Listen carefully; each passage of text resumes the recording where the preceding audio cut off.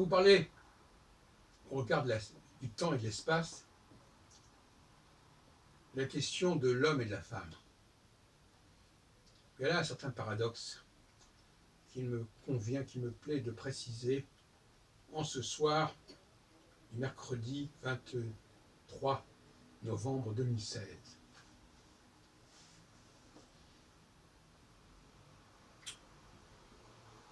Qu'est-ce qui signifie, qu'est-ce qui donne signification, qu'est-ce qui donne sens à la femme? Je dirais que c'est son rapport au temps. C'est un rapport au temps qui est subconscient. Elle est la gardienne du temps, comme j'ai dit à certaines reprises. L'homme, lui, il est plutôt celui qui occupe l'espace, qui structure l'espace.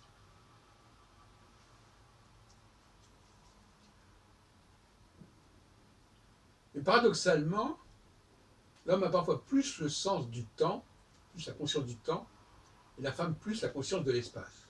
Ce qui peut nous induire en erreur.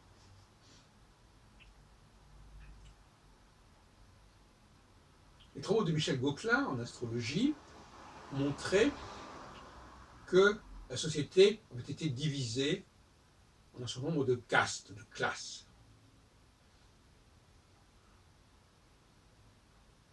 Qui forment justement cette société, qui la constitue, qui la compose. Elle serait en rapport justement avec un certain nombre de planètes.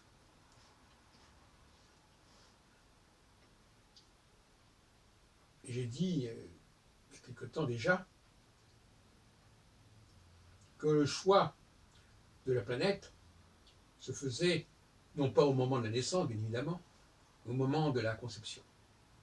Quand nous sommes libres du temps de la conception, et nous maîtrisons guère celui de la naissance, et c'est vrai encore plus, c'était encore plus vrai hier qu'aujourd'hui. C'est pour ça que je dis que les astrologues se trompent quand ils s'intéressent au temps de la conception et pas à celui de la naissance, même si celui de la naissance, semble-t-il, pourrait être conditionné par celui de la conception. Parce que c'est ce qu'a montré Gauquelin. Les travaux de Gauquelin sur la naissance sont des travaux qui, à mon avis, correspondent à une réalité liée à la conception. La naissance serait donc le reflet, au sens lunaire, de la conception qui serait l'élément solaire. Donc, pour répondre à la question, les femmes sont porteuses du temps. Le temps, d'ailleurs le temps de la sexualité, le temps des règles, le temps de l'enfantement, et également le temps cyclique, le fameux cycle de 7 ans. L'homme n'aurait pas la charge toute cette dimension temporelle, qui est chronophage, comme son nom l'indique, en quelque sorte, qui est immobilisatrice. Donc l'homme n'aime pas perdre son temps. C'est pour cela que ce qu'il fait, il le fait souvent dans un temps très bref. Et il laisse à la femme le temps de faire les choses, le temps, comme on dit, il faut donner son temps au temps. Mais inversement, dans le domaine de l'espace, l'homme est l'acteur principal. C'est-à-dire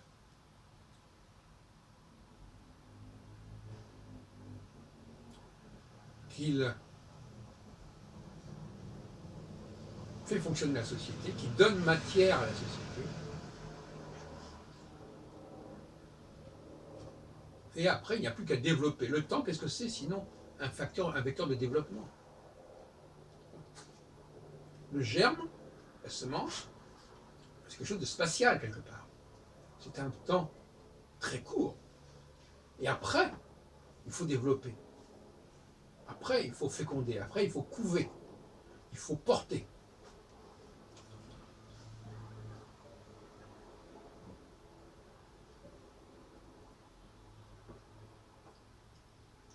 Nous avons donc là deux fonctions bien différentes.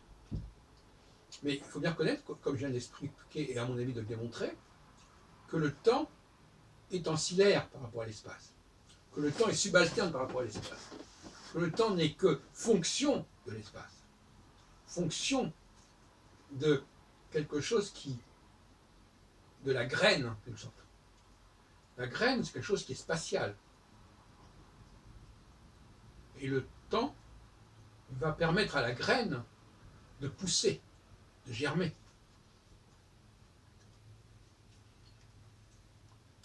En ce sens, d'ailleurs,